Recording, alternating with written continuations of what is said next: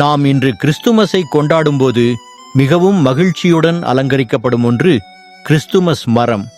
ஆனால் இந்த மரத்தின் பின்னால் ஒரு நீண்ட வரலாறும் மனமுள்ள கதையும் இருப்பதை பலர் அறிய மாட்டார்கள்.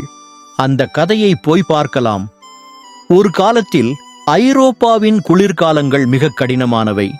பனி பெய்து எல்லா மரங்களும் இலைகளை இழந்துவிடும். எங்கும் வெள்ளை பனி மட்டுமே. அந்த நேரத்தில் கூட பசுமையாக நிற்கும் ஒரு சில மரங்கள் உண்டு. அதுவே எவர்கிரீன் மரம். இந்த மரம் அளவற்ற குளிர்காலத்திலும் உயிர்க்கும் நம்பிக்கைக்கும் அடையாளமாக இருந்தது. அந்த பழைய காலத்தில் மக்கள் இந்த மரத்தை தங்களின் வீடுகளுக்கு கொண்டு வந்து வாழ்க்கை மீண்டும் வரும், வசந்தம் வரும் என்று நம்பிக்கையுடன் அலங்கரித்தனர். 16ஆம் நூற்றாண்டில் ஜெர்மனியில் ஒரு சிறிய கிராமம். அங்கே வாழ்ந்து வந்தவர்கள் இயேசு கிறிஸ்துவின் பிறப்பை நினைவுகூர கிறிஸ்துமஸ் நாளில் இந்த பச்சை மரத்தை வீட்டிற்குள் வைத்து அலங்கரிப்பார்கள். இந்த பழக்கம் ஆண்டாண்டு முன்பாக அவர்களின் கலாச்சாரத்தில் ஒரு முக்கிய பகுதியாகிவிட்டது. அப்போது ஒரு கதையும் உருவானது. ஒரு பனிச்சரிவு நிறைந்த இரவில் ஒரு கிராமத்தவர் காட்டில் நடந்து சென்றபோது நட்சத்திர ஒளி படிந்த பச்சை மரம் மறைந்திருந்தது. அந்த ஒளி பனியில் பிரதிபலித்து மரம் முழுவதும் பிரகாசித்தது. அதை பார்த்த அவர், இயேசுவின் ஒளி இந்த மரத்தை ஒளி படுத்துகிறது என்று நினைத்தார். அந்த இரவே அந்த மரத்தை வீட்டிற்கு கொண்டு வந்து நட்சத்திரம் போன்ற ஒளியை மேல் அலங்கரித்தார். அதுவே இன்று வரை மரத்தின் மேலே பெத்லகேம் நட்சத்திரம் வைப்பதற்கான காரணம் என்று சொல்லப்படுகிறது.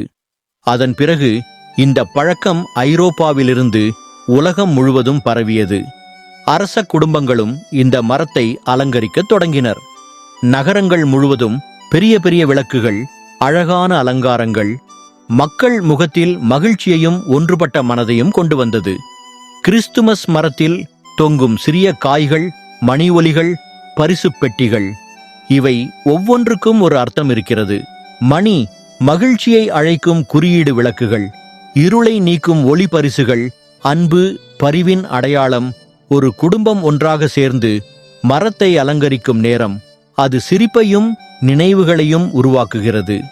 சிறியவர்கள் பரிசுகளை எதிர்பார்த்து மரத்தை சுற்றி சுழல்கிறார்கள். பெரியவர்களின் கண்களில் குழந்தைத்தனம் மீண்டும் ஜொலிக்கிறது. இன்றைக்கு கிறிஸ்துமஸை கொண்டாடும் இடங்கள் எங்கும் இந்த மரம் காணப்படுகிறது. அது ஒரு மரமல்ல, அன்பு, நம்பிக்கை, அமைதி மற்றும் மகிழ்ச்சி, மனித வாழ்வின் அழகான உணர்வுகளுக்கான அடையாளம்.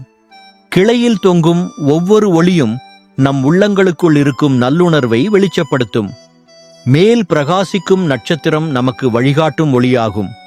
பனியில் கூட பச்சையாக நிற்கும் அந்த மரம், சரிவு எவ்வளவு வந்தாலும் நாம் உறுதியுடன் நின்று வாழ்க்கையை கொண்டாடலாம் என்று சொல்லும் ஒரு தத்துவம்.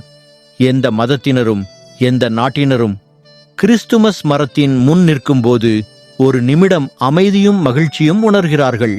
இதுவே இந்த மரத்தின் மீது உள்ள அன்பை நிரூபிக்கிறது.